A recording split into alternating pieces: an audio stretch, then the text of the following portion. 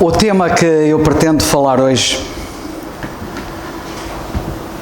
é a presente verdade.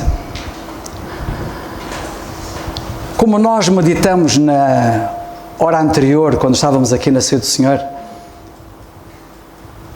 nós não devemos ser espectadores, mas participantes. Eu dou graças a Deus por isto estar a ser gravado e ir para o ar, mas não é a mesma coisa do que vocês estarem aqui. Podem ouvir, e vão certamente ouvir na gravação, mas não é a mesma coisa. Ser participante é estar presente e estar envolvido. E eu digo isto não por aquilo que eu estou ou que eu vou falar, mas por aquilo que eu acabei de participar agora. Para chegar a um ponto que te levará para o outro lado, a um sonho, uma voz dizendo os teus sonhos também são meus. Vou te levar, te conduzir.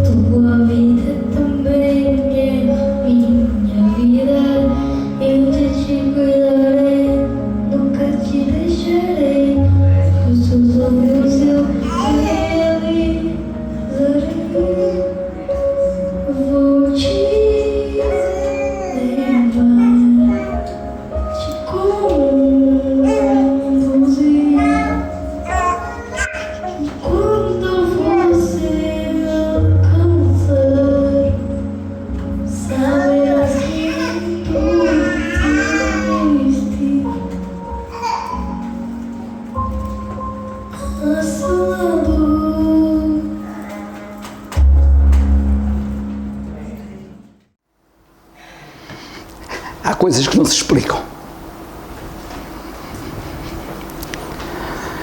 Mas eu vou procurar ser o mais sucinto que eu puder, porque o assunto que eu vou falar é de suma importância.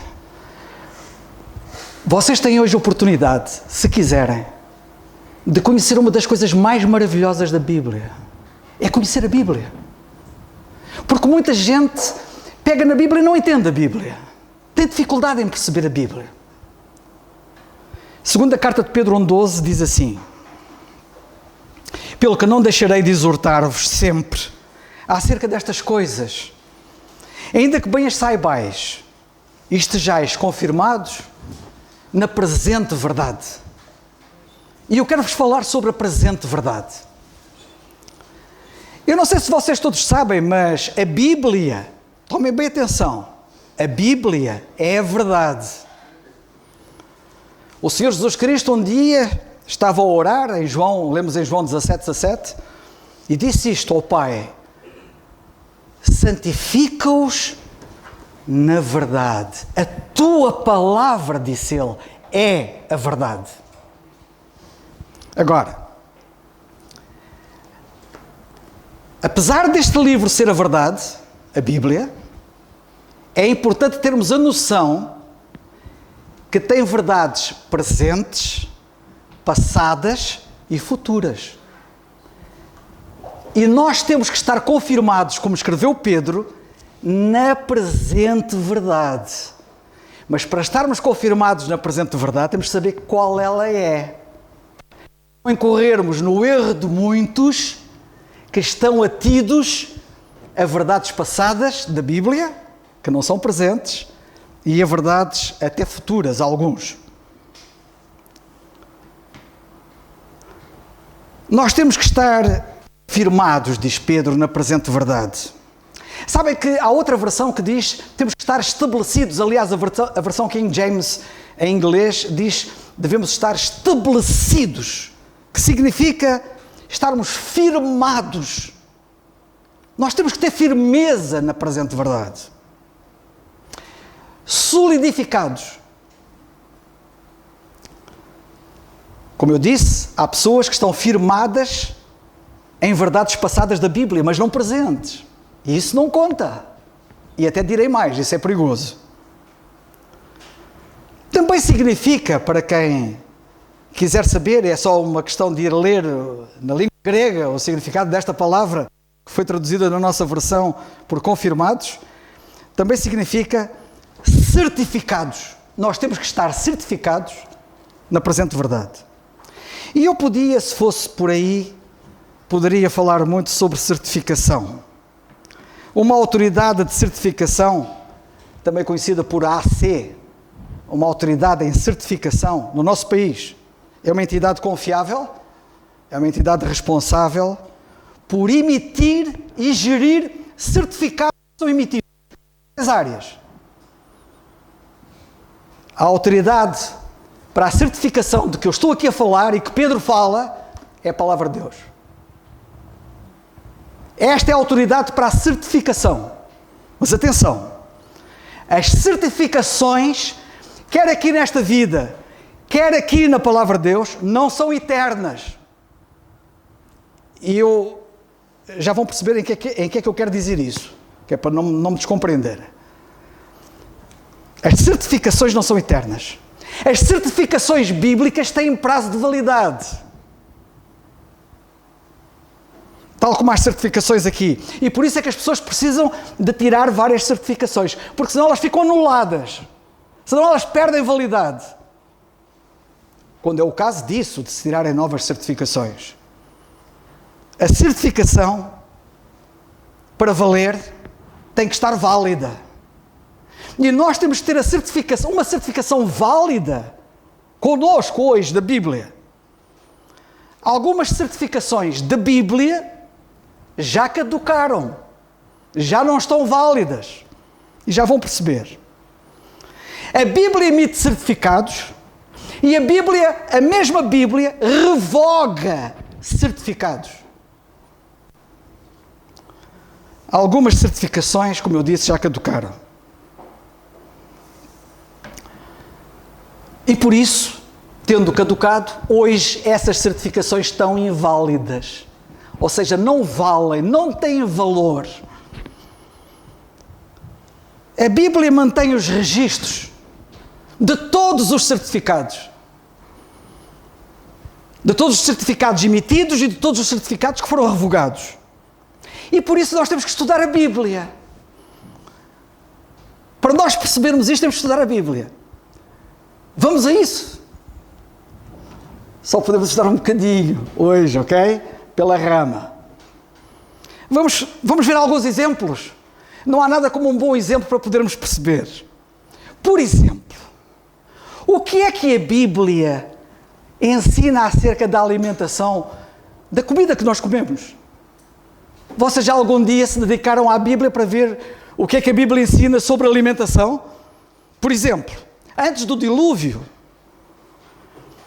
Deus proveu a alimentação para os homens.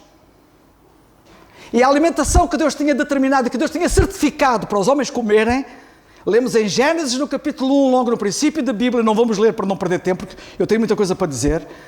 Em Gênesis no capítulo 1, versículo 29, nós lemos que Deus certificou como alimentação para o homem ervas e frutos. Só isso. O homem até ao dilúvio só comia ervas e frutos. Mas esta certificação foi anulada depois. E Deus fez uma nova certificação para a alimentação. E então, depois do dilúvio e adição a isto, Deus providenciou, ou proveu, para a alimentação do homem, além das ervas e frutos, adicionou mais coisas. Ele deu a autorização do homem comer de tudo quanto se move, tudo o que é vivente, tudo o que é bicho. E Deus então passou a introduzir na alimentação do homem, depois do dilúvio, e lemos isso em Gênesis no capítulo 9 e versículo 3, e ainda bem que isto está gravado, porque sendo gravado, vocês depois, se quiserem, podem ir lá confirmar com calma. Mais tarde, quando a história do homem foi decorrendo e apareceu Moisés no Monte Sinai, Deus emitiu um outro certificado, tendo revogado estes.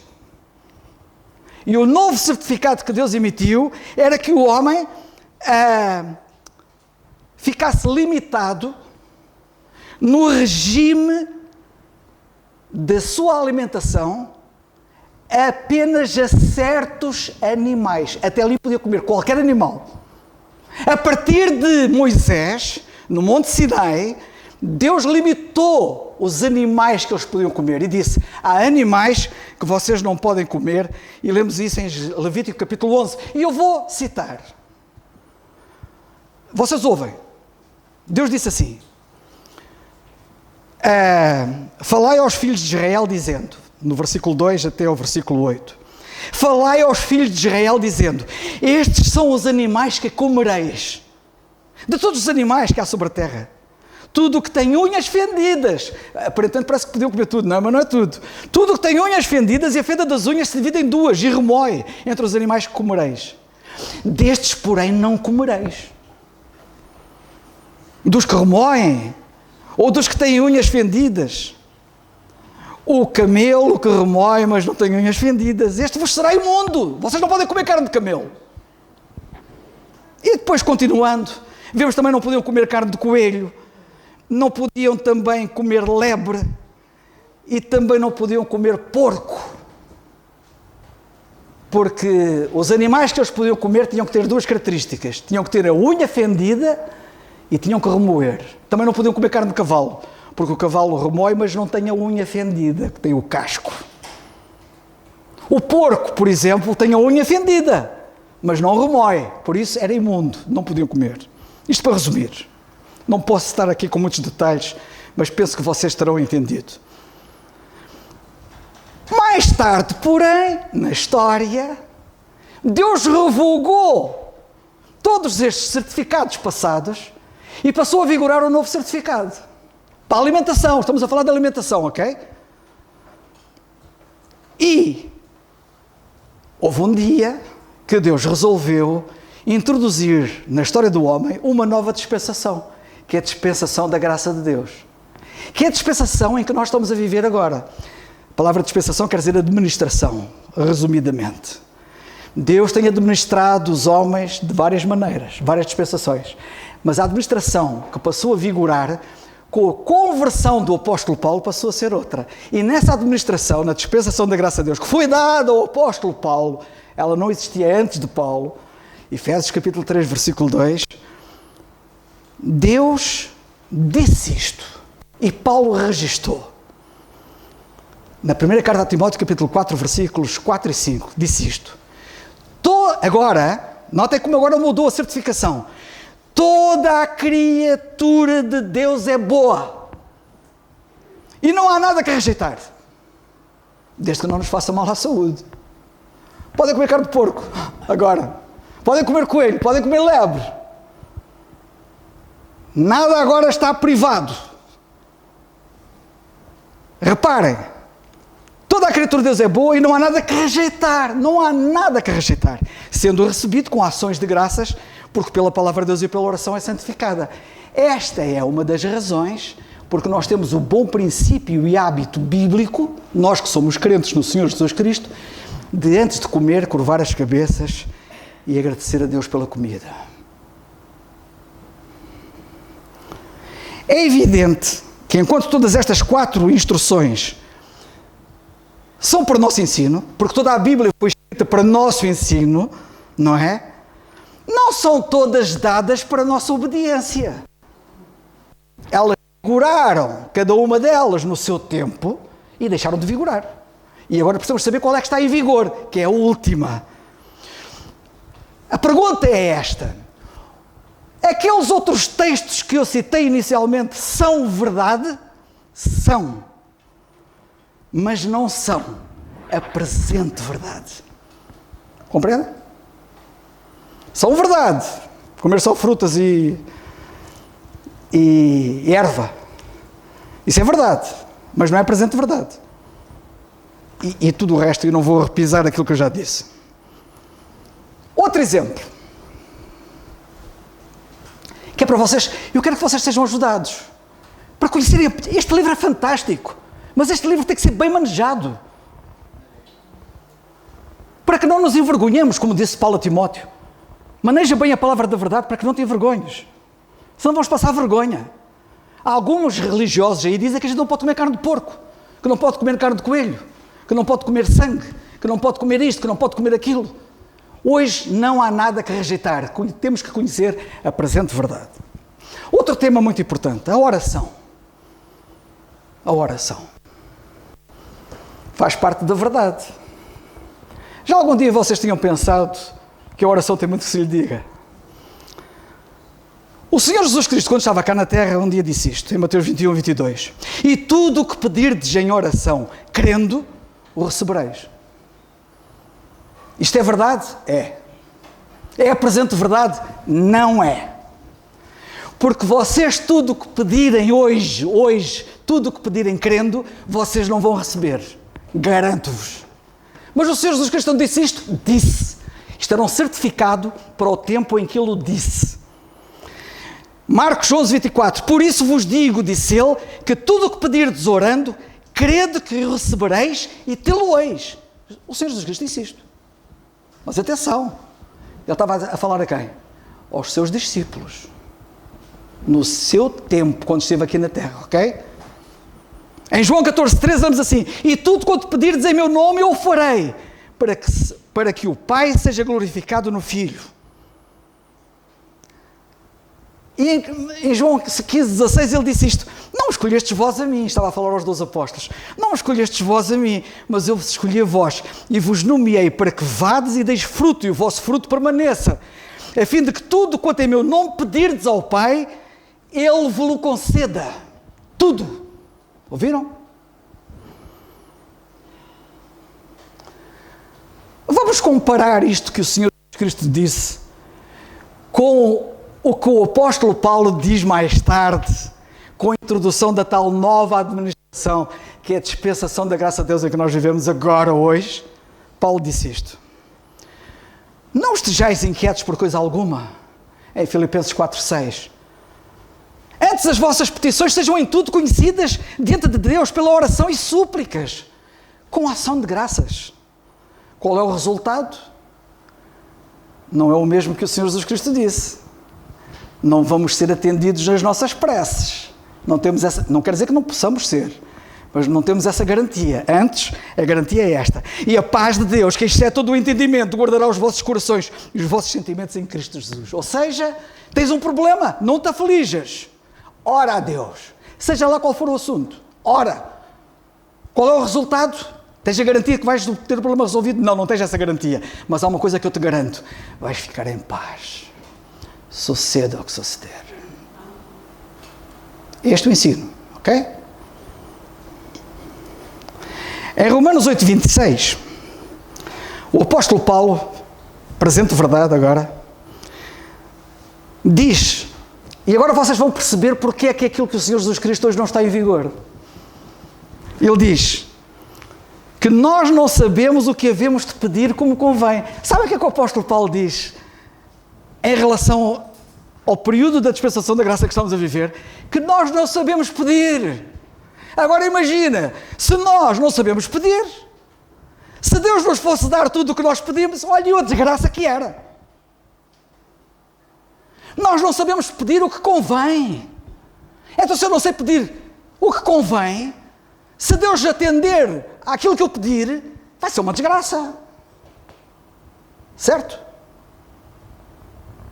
Os filhos às vezes pedem aos pais coisas, estou a falar dos filhos das famílias humanas aqui, e os pais não vão atender, porque se os pais fossem atender a tudo o que os filhos pedem, o filho não sabe pedir como convém. O filho não sabe. Assim é hoje nesta dispensação da graça.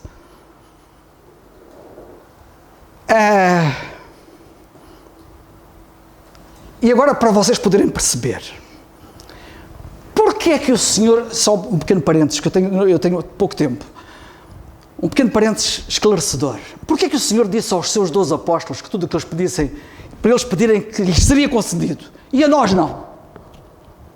Porquê? Porque quando o Senhor Jesus Cristo veio aqui à Terra, e estava com os 12 apóstolos, Ele vinha para estabelecer um reino na Terra.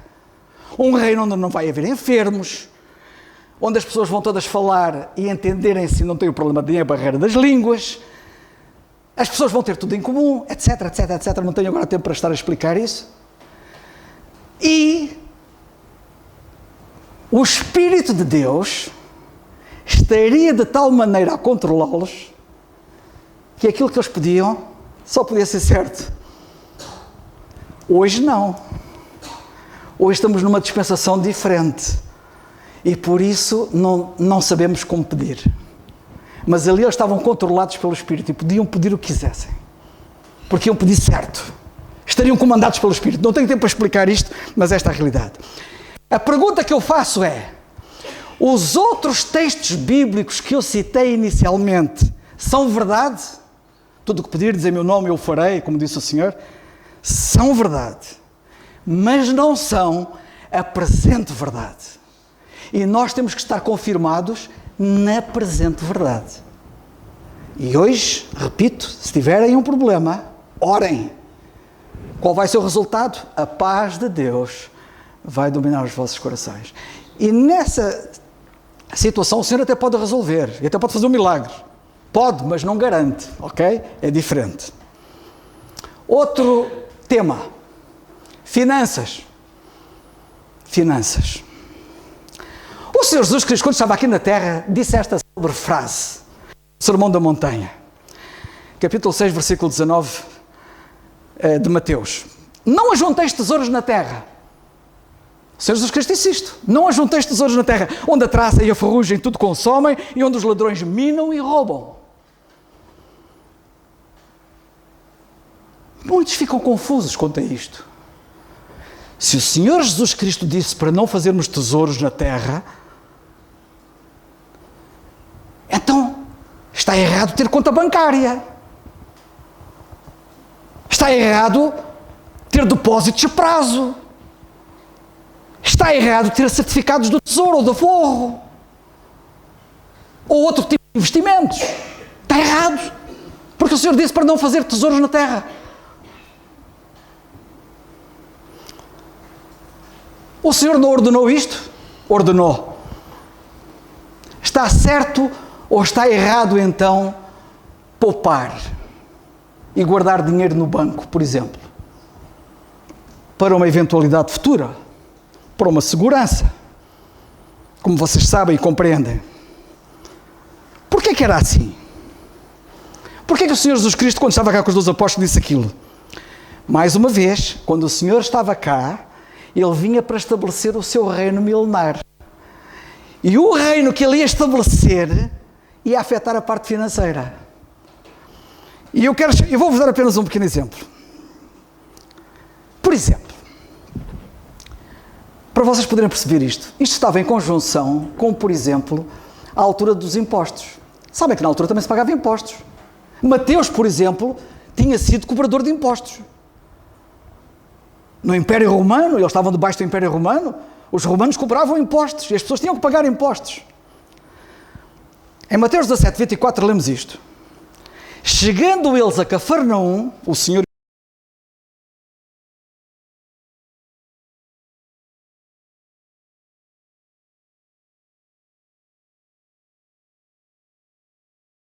e os 12, aproximaram-se de Pedro os que cobravam as didracmas, ou seja, os que cobravam impostos, e disseram: o vosso mestre não paga didracmas?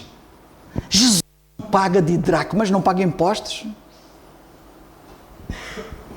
Não vou entrar em detalhes, porque eu vou ser objetivo em relação ao que eu pretendo dizer. E disse ele: sim, paga pois.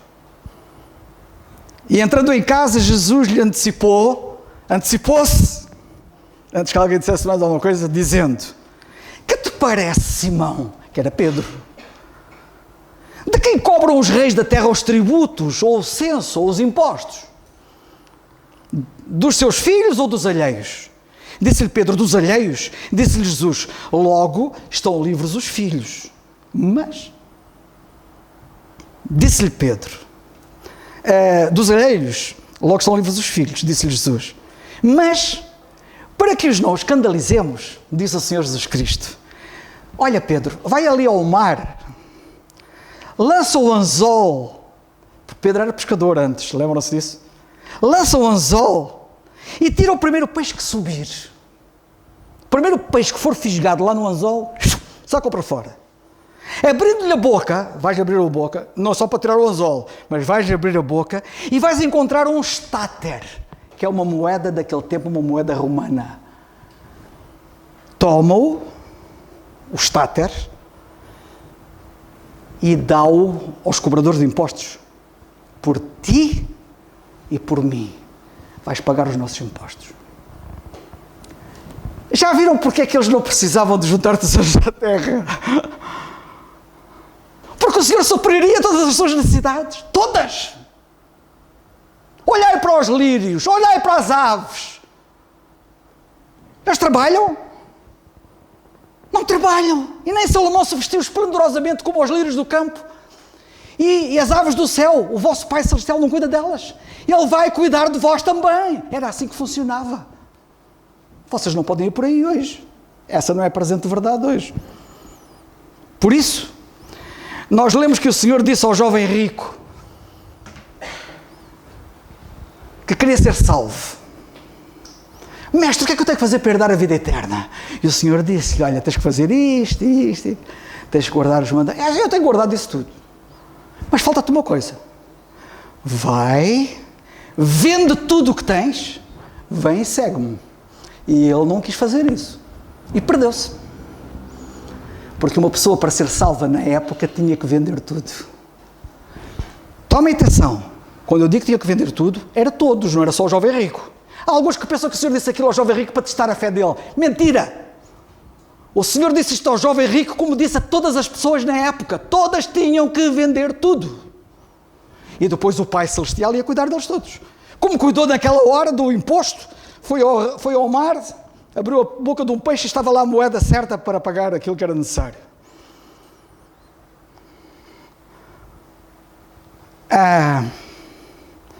Isto está em Marcos 10, 21, a do jovem rico. Esta regra era para todos, não era só para o jovem rico. É Lucas 12. Para vocês poderem perceber, eu tenho que abreviar, porque o meu tempo foge. Ajuntando-se entre muitos milhares de pessoas. Reparem, estavam ali um ajuntamento de muitos milhares, não sei quantos eram, mas eram milhares, e os milhares eram muitos, não eram certamente 4.000 nem 5.000, eram muitos milhares. Quando a Bíblia diz que eram muitos milhares, a palavra muitos é indefinido, nem se podia definir. Quando a Bíblia fala que estavam juntos 4.000, a Bíblia diz que estavam lá 4.000. Quando era quase 3.000, eram quase 3.000. Quando era 5.000, eram 5.000. Quando eram 7.000, eram 7.000. Quando a Bíblia diz que eram muitos milhares, é inquantificável. Depois continuamos a ler, Lucas 12:1, continuamos a ler por ali abaixo. De sorte que se atropelavam uns aos outros, começou a dizer aos seus discípulos, mas depois falou à multidão, aos muitos milhares. Mas começou por falar com os discípulos, depois falou à multidão.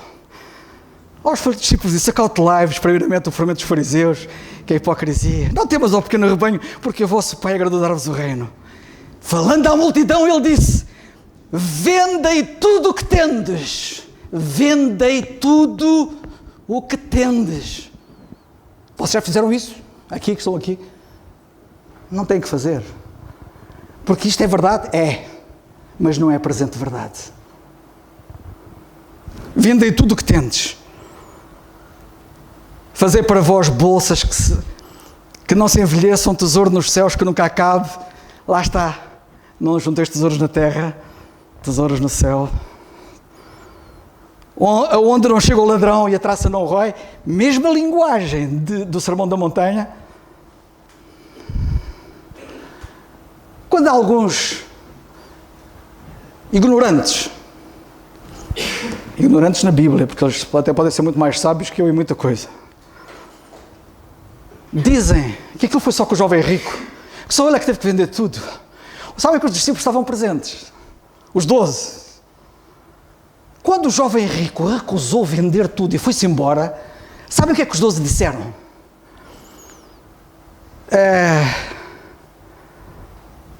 Então Pedro, tomando a palavra, está em Mateus 19:27, disse-lhe, eis que nós deixamos tudo e te seguimos, e o que é que nós vamos receber em troca?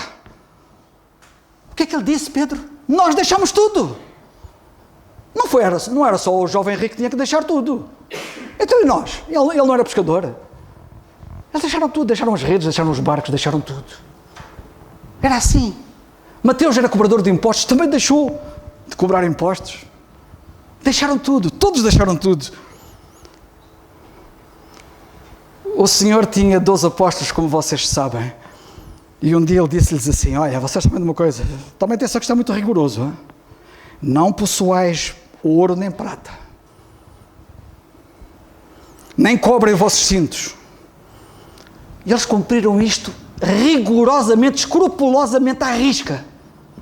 Quando mais tarde o apóstolo Pedro e João foram orar ao templo, à porta do templo estava um coxo a pedir esmola. Sabem o que é que Pedro disse? Olha, não temos prata nem ouro. Não foi o que o Senhor disse? Vocês não podem ter prata nem ouro. Não temos prata nem ouro. Mas olha, aquilo que nós temos, nós damos-te. Em nome de Jesus Cristo, levanta-te e anda. E o homem saltou e pulou e foi a correr, a pular pelo templo fora. Todo contente. E toda a gente admirada. Isto está em Atos dos Apóstolos, capítulo 3, versículo 6. Antes da presente dispensação da graça, que foi dado ao apóstolo Paulo mais tarde, que é a presente dispensação em que nós estamos a viver hoje, antes, repito, antes, imediatamente antes de Deus ter dado a dispensação da graça a Deus ao apóstolo Paulo, neste período em que o Senhor cá estava na terra, que estava cá com os 12, debaixo daquelas regras, não havia ricos entre os crentes. Não havia ricos. Porque todos venderam tudo. E tinham tudo em comum. Em Atos 2:44 lemos assim, todos os que queriam estavam juntos e tinham tudo em comum. Tudo. Casa, comida, dinheiro, tudo em comum. Isso não existe hoje. Aliás, isso nem funciona. Alguns têm tentado, mas não conseguem. Porque este programa só podia funcionar com o Senhor presente. Como funcionava? E vendeu as suas propriedades e fazendas e repartiam com todos, segundo cada um havia de mister. Isto lemos em Atos 2, 44 e 45. Em Atos 4, mais adiante, lemos assim: e era o coração da alma da multidão dos que criam, e ninguém dizia que coisa alguma do que possuía era sua própria, mas todas as coisas lhe eram comuns. Não havia, pois, entre eles necessidade algum, porque todos os que possuíam herdades ou casas, vendendo-as, traziam o preço do que fora vendido e o depositavam aos pés dos apóstolos. E repartia-se por cada um, segundo a necessidade que cada um tinha. Então, até falar aqui de um caso específico, que era Barnabé, que era conhecido como José, cognominado pelos apóstolos Barnabé, que traduzido é filho da consolação, levita, natural de Chipre, possuindo uma herdade. Sabiam desta do Barnabé, na altura? Vendeu-a e trouxe o preço e o depositou aos pés dos apóstolos. Depois, no capítulo 5, temos o caso da Ananias e Safira. Houve lá dois artistas, que eram um casal. Eu digo isto com muita reverência, mas eram dois artistas, não é? Ananias e Safira, que quiseram furar o esquema. Olha, falaram, é o que a Bíblia diz, por outras palavras. Marido com mulher a falarem: olha, nós temos estas propriedades, aqui nesta situação temos que vender tudo e dar o que foi vendido aos apóstolos, mas é assim, nós vamos vender, mas não entregamos todo o produto da venda, ficamos com parte do produto da venda e só entregamos uma parte, como se fosse aquele produto. O que eles foram fazer? Foram os dois mortos. Leiam no capítulo 5 dos Atos, não tenho tempo agora para estar a explicar e a desenvolver. Quando o Senhor levantou o apóstolo Paulo como o apóstolo desta dispensação da graça, como o apóstolo dos gentios, este programa foi suspenso. Quando a dispensação da graça de Deus lhe foi dada a ele, todo aquele programa que estava em vigor foi interrompido, foi suspenso. E então nós vemos um dia, e temos isto em Gálatas capítulo 2, o apóstolo Paulo ter ido ter com Pedro e João e Tiago, os principais, a Jerusalém, para expor a eles, que eles não conheciam, esta nova dispensação, para lhes expor o Evangelho da graça de Deus, que era uma coisa que eles não conheciam, eles só conheciam o Evangelho do Reino. E diz a Bíblia que eles viram, eles entenderam e eles concordaram e apertaram as mãos. Um aperto de mãos para como concórdia quanto à mudança que estava a acontecer. Mas eles fizeram uma recomendação ao apóstolo Paulo. Paulo, temos uma recomendação no versículo 10 do capítulo 2 de Gálatas. Recomendando-nos somente que nos lembrássemos dos pobres. Paulo, nós compreendemos isso, nós aceitamos isso, sabemos que estás a falar a verdade. Mas peço-te uma coisa, lembra-te agora dos pobres. Quem eram os pobres? Alguns dizem que foi por causa da fome do tempo do profeta Ágabo, que a Bíblia fala em Atos dos Apóstolos.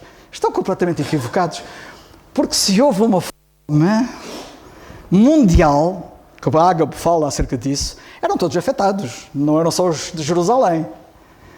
Estes pobres de Jerusalém eram aqueles crentes que tinham tudo em comum e como o programa foi suspenso e se desmoronou, ficaram sem nada com a nova dispensação. Por isso, o apóstolo Paulo depois respeita este pedido deles e tem o cuidado de quando pregam o Evangelho e almas gentílicas que não judias se convertem e as igrejas dos gentios se formam, ele tem o cuidado de dizer aos gentios para eles enviarem ofertas para os pobres em Jerusalém. E ele teve esse cuidado, para que não lhes faltasse nada com mudança dispensacional. E por isso lemos, em Romanos 15, 26, pareceu bem à Macedónia e à Acaia fazerem uma coleta para os pobres dentre os santos que estão em Jerusalém. Não havia pobres noutros sítios, certamente que havia, mas estes já perceberam porque é que estavam em situação de pobreza, uma situação excepcional. Para onde vamos olhar hoje? Sabem que a Bíblia diz, em dois sítios diferentes, para nós hoje, em termos financeiros e de suprimento das nossas necessidades, utiliza dois animais para nós olharmos. E são contraditórios. Ou seja, vou explicar. Salomão, por exemplo, disse assim: vai ter com a formiga, ó preguiçoso, olha para os seus caminhos e ser sábio, Trabalha no verão para teres no inverno. Poupa! Entesoura! É o que faz a formiga. Sabe o que é que o Senhor Jesus Cristo disse? Considerai os corvos. Isto está em Provérbios 6,6. Agora o Senhor Jesus Cristo está em Lucas 12,24. Considerai os corvos, que nem semeiam, não é como a formiga. Nem semeiam, nem cegam, nem têm despensa, nem celeiro, não juntam nada. E Deus os alimenta. Quanto mais valeis vós do que as aves. O apóstolo Paulo, quando a nova dispensação da graça entrou, disse isto. É 1 Timóteo 5,8. Se alguém não tem cuidado dos seus, e principalmente dos da sua família, negou a fé, e é pior que o descrente, que o infiel. Nós temos uma grande responsabilidade financeira hoje, e temos que saber administrar as finanças hoje, não é como era então. O apóstolo Paulo disse na segunda carta aos Coríntios 12,14, por outras palavras, que agora, nesta dispensação, é permitido nós entesourarmos, é permitido nós pouparmos, é permitido nós termos dinheiro investido em poupanças, no banco, onde quer que seja. Quando ele disse isto, não devem os filhos entesourar para os pais, mas os pais devem entesourar para os filhos. Esta é a regra hoje. Ok? Paulo agora, quando escreve à igreja, ele contempla ricos na igreja. Anteriormente nos crentes não havia ricos, como eu disse, e já expliquei bem. Mas agora Paulo contempla ricos. Ele escreve a Timóteo na primeira carta, capítulo 6, versículo 17, e diz a Timóteo: manda aos ricos deste mundo que não sejam altivos. Timóteo não tinha autoridade para falar aos ricos descrentes. Ele está a dizer a Timóteo para falar aos ricos crentes, que são ricos neste mundo. Ele não tinha autoridade para falar a descrentes, estava a falar a crentes. Manda aos ricos, os que são ricos aqui, neste mundo, que não sejam altivos, nem ponham a esperança nem certeza das riquezas, mas em Deus, que é bom. Por outras palavras, agora há ricos. Quero aqui fazer um pequeno à parte. É nos escritos de Paulo, nas epístolas de Paulo, que nós encontramos a doutrina para a igreja hoje, a posição da igreja hoje e o andar ou o comportamento que devemos ter hoje em todas as áreas. É ali que temos que buscar o ensino. Os outros textos bíblicos são verdade? São, mas não são a presente verdade. Só um pequeno pormenor que eu não disse e convém salvaguardar. Salomão mandou olhar para a formiga. O Senhor mandou olhar para os corvos, para as aves. Depois do Senhor ter mandado olhar para as árvores, para as aves, o olhar para as formigas voltou a ter validade. Nós hoje devemos olhar para a formiga. Ok? Salvação. E pai, tem que acabar. Peço desculpa. Antes da entrada em vigor da atual dispensação da graça, a salvação obtinha-se assim. Tomem bem atenção. Se alguém quiser ser salvo, já viram o rico, não é? O que é que ele tinha que fazer para ser salvo? Já viram alguma parte. Mas olhem esta. E disse-lhe Jesus, em Marcos 16, quando ele ressuscitou, disse aos 12 apóstolos: ide por todo o mundo, pregai o evangelho a toda a criatura. Quem crer, isto é antes do apóstolo Paulo, quem crer e for batizado será salvo, mas quem não crer será condenado. E estes sinais seguirão aos que crerem, etc, etc, etc. Em Atos 2, cumprindo este mandamento do Senhor, os apóstolos foram pregar. E as pessoas ouviram. E quando ouviram, perguntaram: o que é que a gente tem que fazer para ser salvos? E disse-lhes Pedro, Atos 2,38, arrependei-vos e cada um de vós seja batizado em nome de Jesus Cristo para perdão de pecados. Era esta a regra. Queres ser salvo? Crê e ser batizado. Então tens o perdão dos pecados, ou és salvo. Quando a dispensação da graça de Deus entrou em vigor com o apóstolo Paulo mais tarde, A salvação passou a obter-se de forma diferente. Tomem bem atenção, porque isto agora diz respeito a alguns de vós aqui que se calhar ainda não estáis salvos, só Deus sabe, e eu preocupa-me as vossas almas. Querem saber como é que podem ser salvos hoje? O apóstolo Paulo escreve aos Efésios e diz assim, que tinham sido salvos. Com o fim de sermos para o louvor da sua glória, nós os que primeiro esperamos em Cristo. E depois diz ele assim, em quem também vós estáis. Vocês agora estão em Cristo. Sabem quando é que nós passamos a estar em Cristo? Quando a gente percebeu que Cristo estava na cruz em meu lugar, eu passei a estar em Cristo. Tomei como meu Salvador. Como aquele que na cruz levou os meus pecados. E eu passei a estar nele. Querendo nele, fico nele. E diz o apóstolo, vocês estão em Cristo agora. Em quem também vós estáis? Quando é que isto aconteceu? E como é que aconteceu? Quando aconteceu e como aconteceu é chave para vocês poderem ser salvos hoje.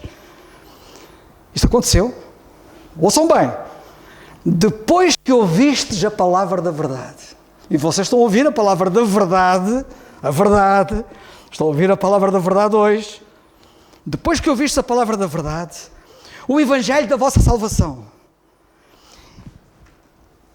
depois que ouviste a palavra da verdade, e tendo nele também crido, ouviste a palavra da verdade, e ouviste dizer que Cristo foi à cruz por vós, e vocês creram, e tendo crido, fostes selados com o Espírito Santo da promessa, estáis salvos.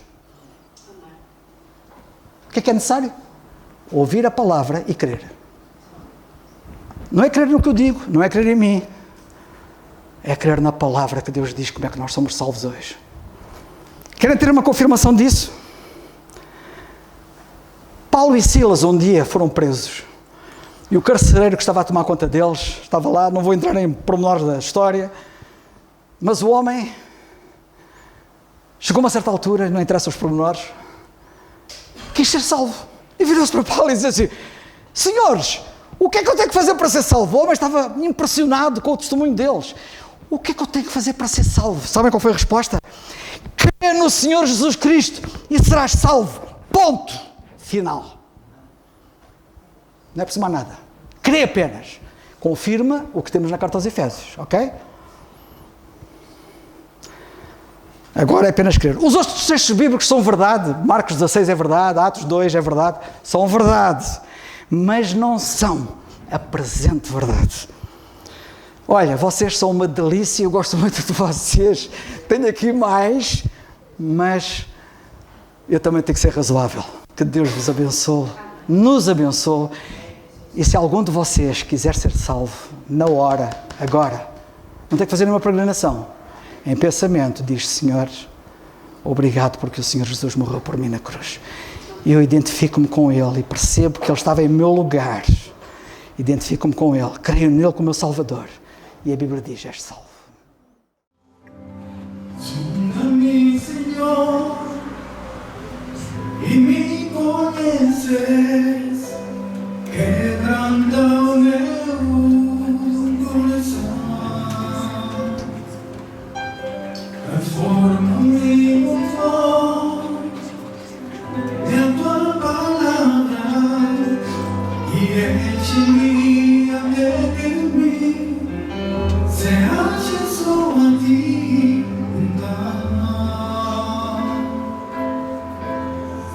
Usa-me, Senhor.